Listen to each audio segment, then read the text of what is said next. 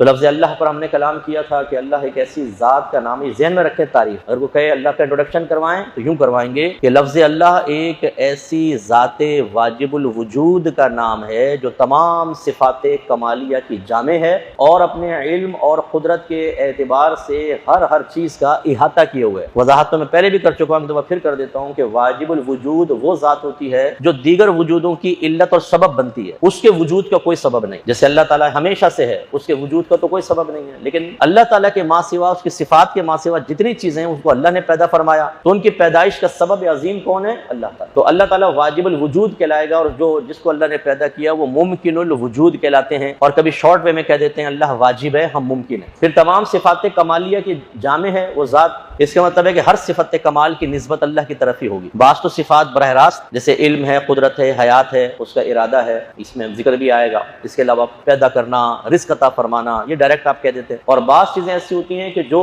अगर देखा जाए तो इंसान की तरफ उसकी निस्बत होती है। बुर्ज खलीफा जी किसने बनाया? जी वो शेख ने बनाया दुबई के। अभी तो नहीं कहेंगे अल्लाह ने बनाया, हालांकि अल्लाह ताला ने तौफीक दी, लेकिन हम इंसान की तरफ निस्बत करेंगे। लेकिन उसके बनाने का कमाल जो है, उसमें जो सलाहियतें इस्तेमाल हुई, जो इंजीनियरिंग का इस्तेमाल हुआ, वो तौफीक किसने दी? वो इल्म किसने दिया? उन्हें हादसात से महफूज किसने रखा? मेरे रब ने। तो अगर हम उसकी तारीफ करेंगे तो ये भी रब की तारीफ। तो इसलिए हर तारीफ का मर्जे अल्लाह ताला होगा, चाहे बरह रास्त और चाहे किसी वास्ते से। कोई भी आप चीज ले लें, जिसकी भी आप तारीफ करें, साइंसदान की करें या सियासतदान की करें, टीचर की करें, मुसव्विर की करें, कोई खेल कूद में माहिर है उसकी करें, सब अल्लाह ताला की तरफ से करम नवाज। आप देखें बाज क्रिकेटर कितना अच्छा खेलते हैं, हर मैच में स्कोर करते हैं, बाज फेल हो जाते हैं, इसे टीम से भी बाहर हो जाते हैं। अब ये क्या है? ये माइंड को मजबूत रखना, प्रेशर ना आना।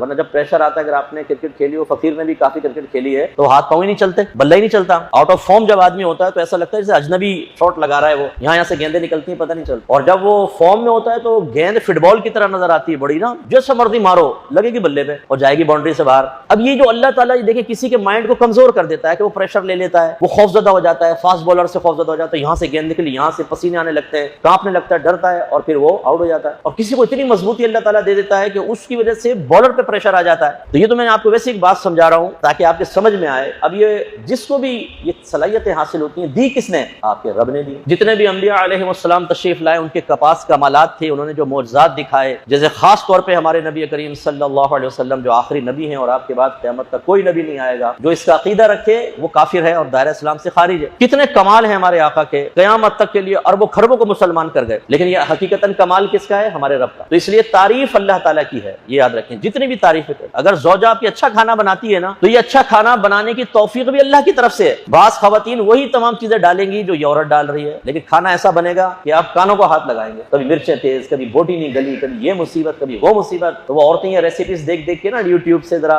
बनाती हैं, लेकिन वो चीजें हासिल नहीं होती। एक दाल इसने बनाई, एक दाल इसने बनाई, बादों की दाल खाएं, दिल चाहता है खाए चले जाओ, और बादों का गोश्त खाएं तो बोलते हैं कि यार जान कैसे छुटेगी। ये तौफीक किसने दी? हाथ में जायका किसने दिया? अल्लाह ताला ने। तो अल्लाह ताला को पहचानने की जरूरत है।